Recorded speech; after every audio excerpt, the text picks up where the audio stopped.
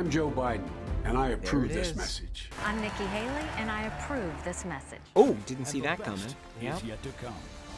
And Donald J. you Trump, approve this message. Okay, seriously, what gives with this, right? Why does every single candidate say, I approve this message, or something like that every cycle? Does this phrase poll well? Does it cast some sort of subliminal spell on voters? Read my lips. No, of course not. Candidates do it because they have to, by law. It's commonly known as the Stand By Your Ad provision. The Stand By Your Ad rule goes back to a law that Congress passed in 2002 called the Bipartisan Campaign Reform Act. This was a large overhaul of all the federal campaign finance rules. And one of the provisions in that law said federal candidates, political committees that are doing ads on radio or on television, they need an affirmative statement that says that they approve this message. Now, it should be noted that disclosure has always been required. You watch any political ad from any era, and you'll see text on the screen at some point informing voters who paid for the spot. Another thing that has been common in political ads for as long as there have been political ads, going negative. Here's Dwight D. Eisenhower in one of the very first ever TV ads for a presidential campaign. Instead of asking what party will bring prices down, why not ask what party put prices up? Then vote for a change.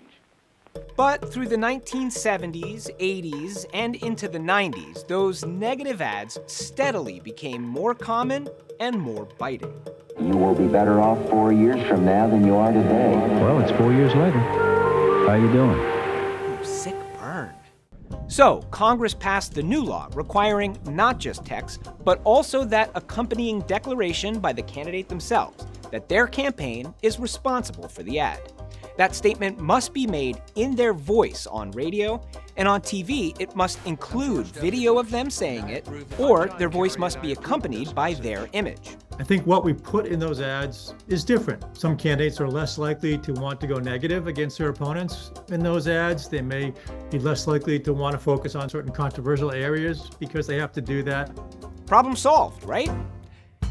Well, on the one hand, there have been studies that purport to show that the implementation of the Stand By Your Ad rule did lower the amount of negative ads run by the candidates themselves.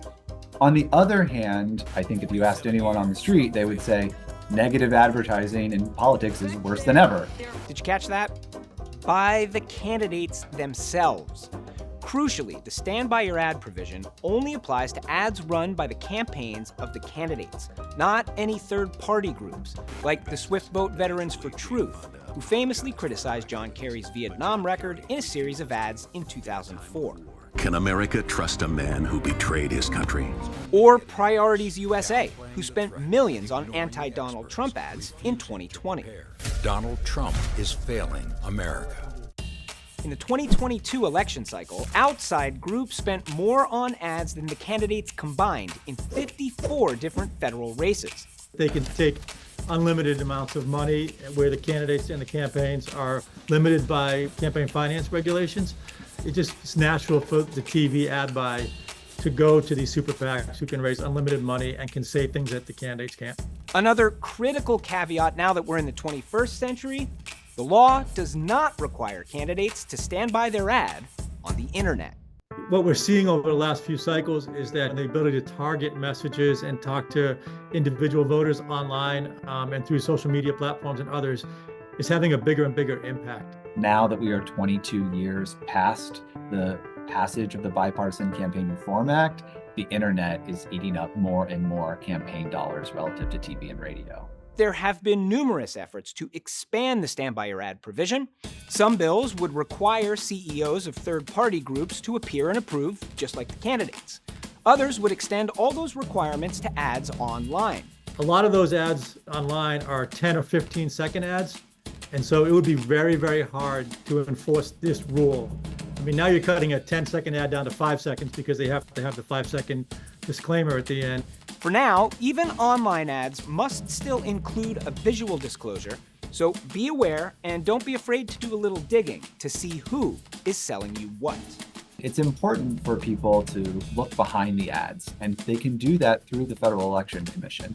Any political committee, any campaign that is running advertising, you can see who their contributors are and you can see what they're spending money on. All that information is available at a pretty easy to remember URL, fec.gov. Well, there you have it, folks. Our thanks to Emerson College for always keeping us curious. Don't forget to like and subscribe, and after that, why not check out this recent episode? Until next time, I'm Edgar B. Hurwick III, and I approve this message. Stay curious out there.